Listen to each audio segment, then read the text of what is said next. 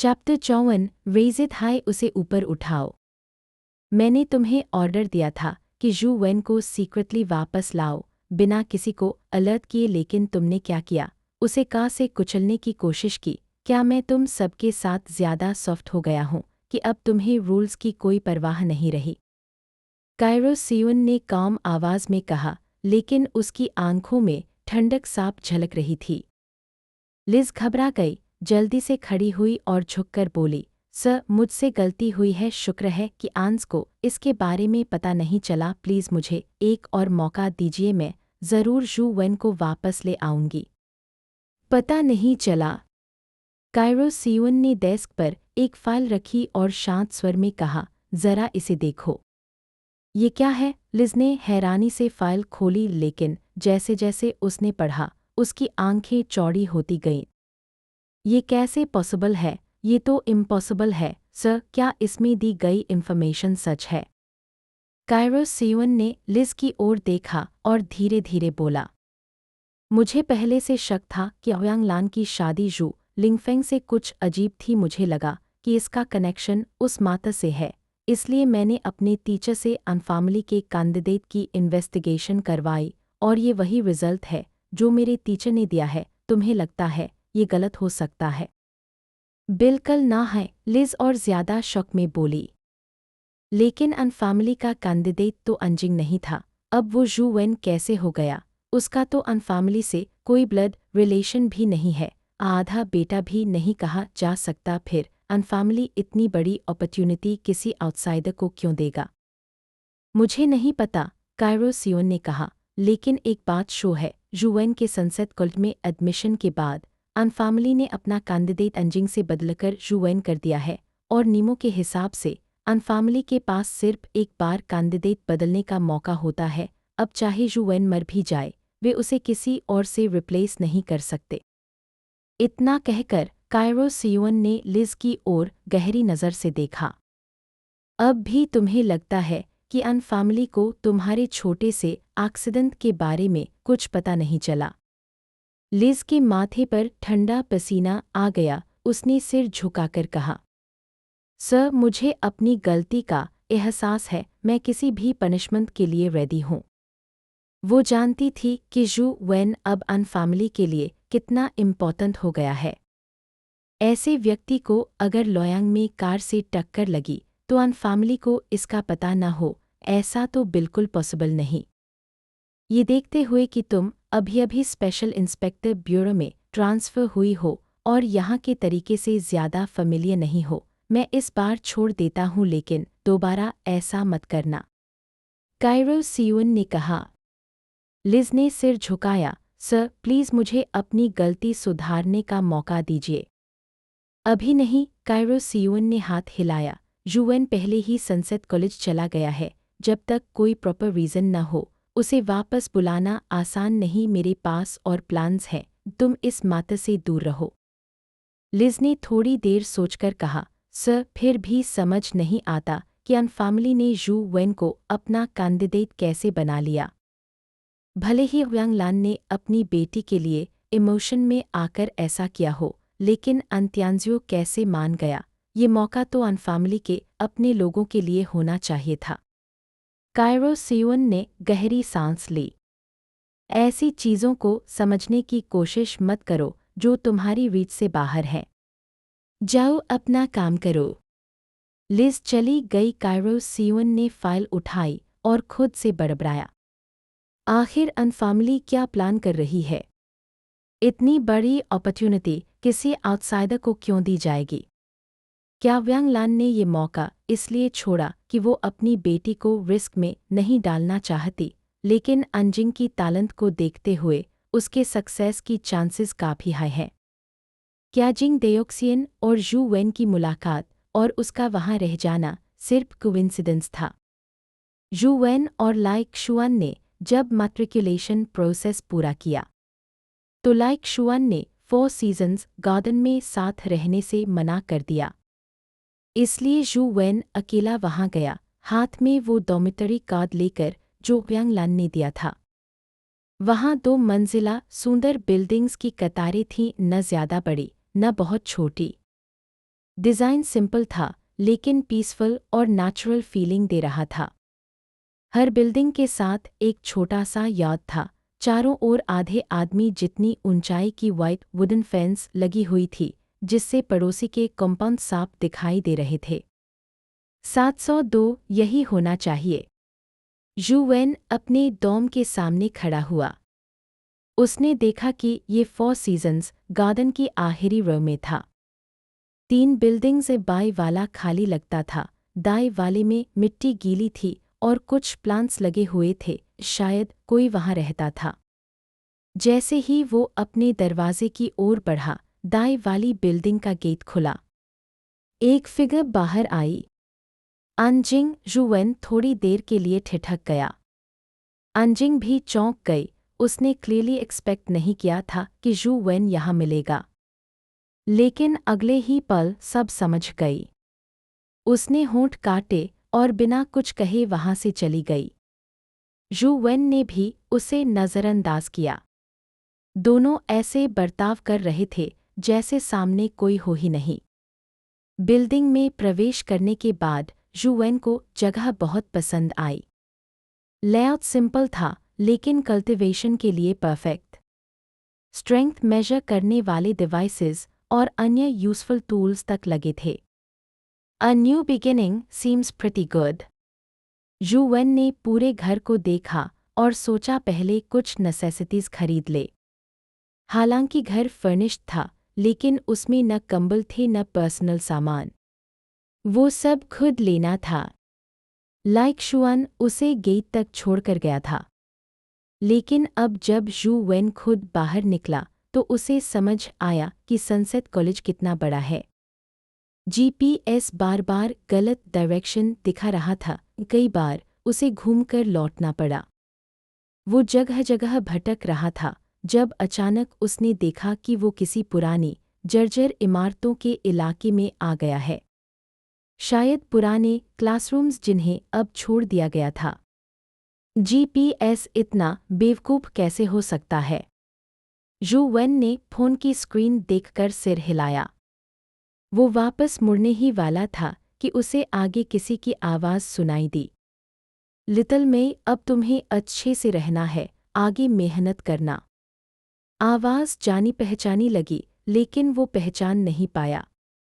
UN ने corner मोड़ा और जो उसने देखा उससे उसकी आंखें चौड़ी रह गईं। एक विशाल आदमी पुराने बिल्डिंग के कोने में खड़ा था। हाथों में एक छोटी प्यारी बिल्ली उठाई हुई थी और उसे ऊंचा करके देख रहा था। उसके चेहरे पर एक नरम मुस्कान थी, लेकिन फिर भी वो चेहरा उतना ही खौफनाक और खतरनाक लग रहा था जैसे मुस्कुराता हुआ शैतान। गुदयान, यूएन वही जम गया। वो इस आदमी को मुस्कुराते हुए बिल्ली उठाते नहीं इमेजिन कर सकता था। उसी पल गु दयान ने भी यूएन को देख लिया। उनकी नज़रें मिलीं और हवा में अजीब सी खामोशी और तनाव भर गया। चैप्टर 55 हाथ मेडिटेशन का इस्तेमाल। जब गु दयान ने उस छोटी बिल्ली को नीचे रखा, तभी यूएन की नज़र पास की घास पर पड़ी। वहाँ 3 और बिल्लियाँ थीं। 2 छोटे बिलौटे और एक बड़ी। साफ लग रहा था कि ये एक फैमिली थी। माँ बिल्ली धूप सेंक रही थी और तीनों बच्चे उसके पास खेल रहे थे। घास के किनारे 2 बाउल्स रखे थे, एक में पानी, दूसरे में कैट फूड। साफ था कि ये सब गु दयान ने ही तैयार किया था। बिल्ली को नीचे रखकर गु दयान की नज़रों का रंग अचानक ठंडा पड़ गया। उसने यूएन की तरफ ऐसे देखा जैसे कोई डेविल सामने खड़ा हो।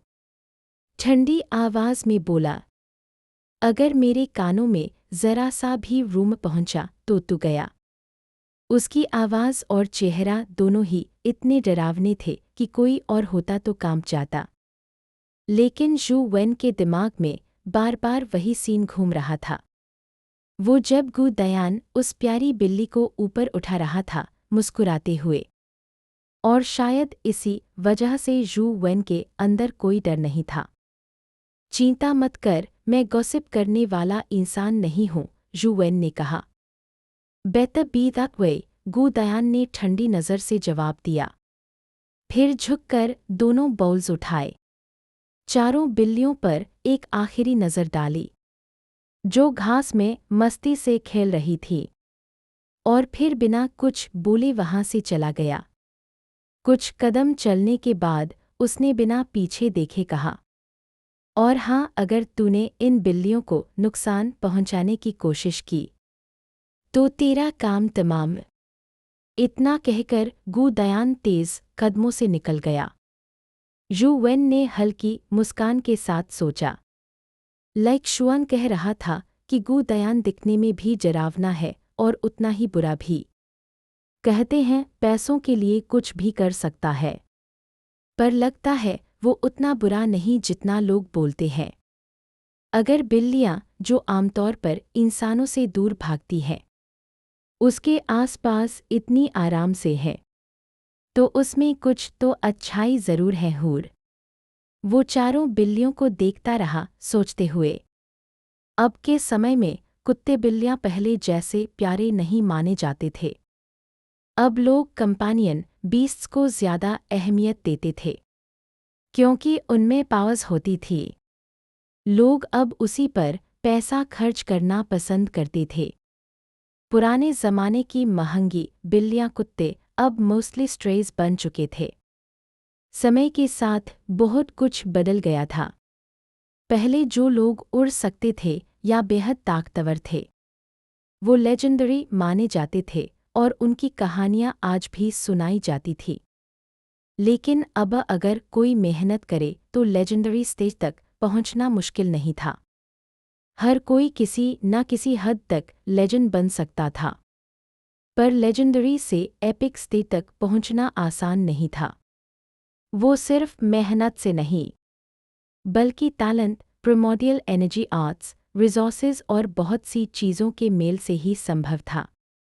जू वेन जब एस्थेटिक मेडिटेशन करता था, तो उसने प्लान किया था कि वो कॉलेज के दौरान ही लेजेंडरी स्टेज तक पहुंचेगा, जो किसी भी इंसान के लिए जीनियस लेवल की स्पीड थी। लेकिन अब उसका एस्थेटिक मेडिटेशन खत्म हो चुका था, और उसकी जगह लॉस्ट इमॉर्टल सूत्र ने ले ली थी, जिससे लेजेंडरी स्टेज तक पहुंचना आसान नहीं था। वो कई दिनों से लॉस्ट इमॉर्टल सूत्र को पढ़ रहा था, और उसे एहसास हुआ कि ये बाकी प्रिमोडियल एनर्जी आर्ट्स से बहुत अलग है। सामान्य आर्ट्स जैसे एस्थेटिक मेडिटेशन में एडवांसमेंट का मतलब था अपनी सीमाएं तोड़ना, ब्रेकिंग योर शैकल्स, क्योंकि इंसान की स्ट्रेंथ, स्पीड, कॉन्स्टिट्यूशन और प्रिमोडियल एनर्जी की कुछ नेचुरल लिमिट्स होती हैं। कितना भी सप्लीमेंट ले लो, वो लेवल से ऊपर नहीं बढ़ती। पर जब कोई इन शैकल्स को तोड़ देता है, तो उसकी लिमिट खुल जाती है, और वो अपना लेजेंडरी लाइफ प्रोविडेंस हासिल करता है। लेकिन जू वेन ने जब लॉस्ट इमॉर्टल सूत्र को बार बार पढ़ा, तो उसमें कहीं भी शैकल्स तोड़ने की बात नहीं थी। इसलिए वो अब तक ये समझ नहीं पाया था कि आखिर इस सूत्र से लेजेंडरी स्टेज तक कैसे पहुंचा जाए। काफ़ी मेहनत के बाद जब उसने कैंपस का सुपरमार्केट ढूंढा और ज़रूरी सामान लेकर अपने डॉर्म लौटा, तो सामान सजाकर फिर अपने गेम ग्राइंड में लग गया, क्योंकि फिलहाल अंत नेस्ट में कोई प्रगति नहीं हो रही थी। उसने अंडरग्राउंड बुद्ध सिटी में प्रवेश किया। वहाँ उसने बुद्ध हार्ट लोटसेस को बार बार मारा, लेकिन कोई कंपेनियन बीस्ट ड्रॉप नहीं हुआ। उल्टा उसका म्यूटेटेड स्केलेटन अंत एक विशाल blood coloured Buddha heart lotus द्वारा निगल लिया गया। फिर जू वेन ने अपने ब्लड कलर्ड आवता को स्मॉल बुद्ध टेम्पल की ओर भेजा।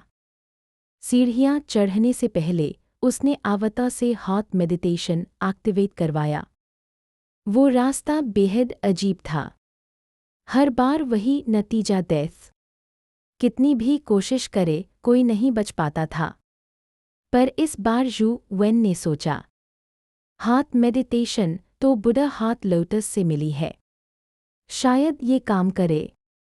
और जैसे ही उसने इसे एक्टिवेट किया, उसका अवतार, जो आमतौर पर टेम्पल का साइनबोर्ड देखते ही मर जाता था, इस बार नहीं मरा। वो आगे बढ़ता गया। क्या हार्ट मेडिटेशन वाकई काम कर रही है? जू वेन हैरान रह गया। वो धीरे धीरे टेम्पल की सीढ़ियां चढ़ा। कुछ नहीं हुआ, पर हार्ट मेडिटेशन प्रोमोडियल एनर्जी खर्च करती थी। हर मिनट में 2 पॉइंट्स। स्मॉल बुद्धा टेम्पल तक पहुंचने से पहले ही उसकी प्रोमोडियल एनर्जी खत्म हो गई। और जैसे ही मेडिटेशन बंद हुई, अवतार गिर पड़ा। Screen black. अब जबकि जू वेन को पता चल गया था कि हार्ट मेडिटेशन काम करती है, उसने फिर से अवतार को रिवाइव किया, उसी जगह टेम्पल के सामने। इस बार उसने हार्ट मेडिटेशन एक्टिवेट करके पूरी स्पीड से दौड़ाया, लेकिन टेम्पल से लगभग 10 मीटर पहले ही प्रिमोडियल एनर्जी खत्म हुई और अवतार फिर मर गया। जू वेन ने गहरी सांस ली। मेरी अभी की स्पीड और प्रिमोडियल एनर्जी इतनी नहीं कि टेम्पल तक पहुंच पाऊं। शायद मुझे लेजेंडरी स्टेज तक पहुंचना पड़ेगा, ताकि हार्ट मेडिटेशन को ज्यादा देर तक चलाकर अंदर जा सकूं। वो सोचने लगा, हार्ट मेडिटेशन जैसी स्किल्स हायर रैंक पर कम एनर्जी कंज्यूम करती हैं। अभी ये रैंक 7 पर है। अगर मैं इसे रैंक 8 या 9 तक ग्राइंड कर लूं, तो शायद मैं टेम्पल के अंदर जा पाऊं। फिर वो फिर से बुद्धा हार्ट लोटसेस को मारने लगा, कुछ हासिल होने की उम्मीद में। कई बार रिपीट करने के बाद उसने एक पैटर्न नोटिस किया। वो blood coloured Buddha heart lotus हमेशा शुरू में पानी के नीचे छुपी रहती थी, लेकिन जैसे ही जू वेन तालाब के बीच की कुछ लोटसेस को काटता, वो गुस्से में ऊपर उठ आती, जैसे अपने क्षेत्र की रक्षा करने। Chapter 56 silver eyed golden feathered hoc. Translator सी केतालोन। एडिटर सी केतालोन। सिल्वरविंग्ड फ्लाइंग एंट की विंग्स के साथ जू वेन सीधे लोटस पॉन्ड के ऊपर उड़ गया ताकि वो blood coloured Buddha heart lotus से लड़ सके। हालांकि वो कई बार मरा, लेकिन ये सब बेकार नहीं गया। जू वेन को अब blood coloured Buddha heart lotus के कुछ मूव्स अच्छे से याद थे। ये नॉलेज उसने बार बार मरने से हासिल की थी, हालांकि अभी वो इसे मारने में असमर्थ था। लेकिन उसे पता था कि इसे मारने का तरीका क्या है। बस पाव की कमी थी, इसलिए उसके स्ट्रैटेजीज को असल में लागू नहीं कर पा रहा था। जू वेन, जल्दी उठो, अर्ली मैट्रिकुलेशन हुई है, वरना हम बड़ा शो मिस कर देते। लाइक शुआन ने सुबह सुबह फोन किया। कौन सा शो? जुवेन ने फोन नीचे रखते हुए स्ट्रेट किया और पूछा। क्या मैंने नहीं बताया कि लेजेंडरी स्टेज के स्टूडेंट्स पावरफुल कंपेनियन बीस्ट्स खरीद रहे हैं, जिनके पास फ्लाइट कैपेबिलिटी है? आज वो blood coloured Buddha heart lotus को मारने वाले हैं, चलो देखते हैं। लाइक शुआन ने कहा। ठीक है। जू वेन भी लेजेंडरी स्टेज के बातल देखने में इंटरेस्टेड था। वो बेड से उठा, वर्शिप किया और बाहर निकला। लाइक शुआन से मिला 4 सीजन्स गार्डन के एंट्रेंस पर। लाइक शुआन पहले से ही इंतजार कर रहा था, और जैसे ही जू वेन बाहर आया, उसने उसे पकड़कर एंशंट इनलेट की तरफ दौड़ाया। क्विक, लेट हुए तो शो मिस हो जाएगा, उसने कहा। जू वेन को लाइक शुआन ने बताया कि blood coloured Buddha heart lotus को मारने वाला कोई और नहीं बल्कि सनसेट कॉलेज का फेमस 3rd ईयर सीनियर था, यांग लाई। वो लेजेंडरी स्टेज पर पहुंच चुका था। अपैरेंटली उसने बड़ी रकम खर्च करके लेजेंडरी कंपेनियन एग्स खरीदे और इंक्यूबेशन स्पीड बढ़ाने के तरीके अपनाए ताकि वो blood coloured Buddha heart lotus को मार सके। जैसे ही वो तैयार हुआ, वो लोटस पॉन्ड की तरफ दौड़ा। जैसे ही दोनों अंडरग्राउंड बुद्धा सिटी में पहुंचे, वे लोटस पॉन्ड तक पहुंचे, जहां कई स्टूडेंट्स पॉन्ड के चारों तरफ खड़े थे। क्लियरली उन्होंने न्यूज़ सुनी थी और यांग लाई के ब्लड पातंड बुध हाथ लोटस से लड़ने का शो देखने आए थे। जैसे ही ड्यू पहुंचे, एक आदमी दौड़ता हुआ आया। Brother Xuan, brother Wan. जू माइन तू भी सनसेट कॉलेज अप्लाई किया? जू वैन ने उसे पहचाना। जू माइन तू शर्मिंदा होकर अपना सिर खुजाता रहा। लगभग रीज़न वर्बलाइज नहीं कर पा रहा था। बगल में लाए क्षुआन हंसते हुए बोला, ड्यूड बस बता दे, ये किसी तरह की शर्म की बात नहीं है। एक्चुअली जू माइन तू लास्ट ईयर मैट्रिकुलेट होना चाहिए था, लेकिन मेरे एग्ज़ाम में हेल्प करने के लिए उसने एप्लीकेशन 1 साल के लिए डिफ़र कर दी। जू माइन तू हंसा और बोला, जीनियस जैसे ब्रदर क्षुआन को मेरी हेल्प की ज़रूरत ही नहीं थी, मैं बस इग्नोरेंट था। जैसे ही तीनों बातचीत शुरू कर रहे थे, एक अप्रोच हुआ। अंजिंग आ गई। अंजिंग वही अन फैमिली की। और कौन हो सकता है? टस्क, रूमर्स सच निकले, ये सच में ब्यूटी है। सुनने में आया है कि 13 साल में लेजेंडरी स्टेज तक पहुंची, एक्सट्रीमली टैलेंटेड है और फॉर्मिडेबल फैमिली से मनी, टैलेंट और लुक्स सब कुछ जैसे क्रिएटर ने खुद उसे फेवर किया हो। जू वेन ने स्टूडेंट्स की गेज फॉलो की और देखा। वास्तव में अंजिंग व्हाइट हॉर्स पर आ रही थी, लेकिन हॉर्स में विंग्स नहीं थी, इसलिए ये व्हाइट विंग्ड फ्लाइंग हॉर्स नहीं था। यांग लाई, जो लोगों से सराउंडेड था, अंजिंग की तरफ बढ़ा।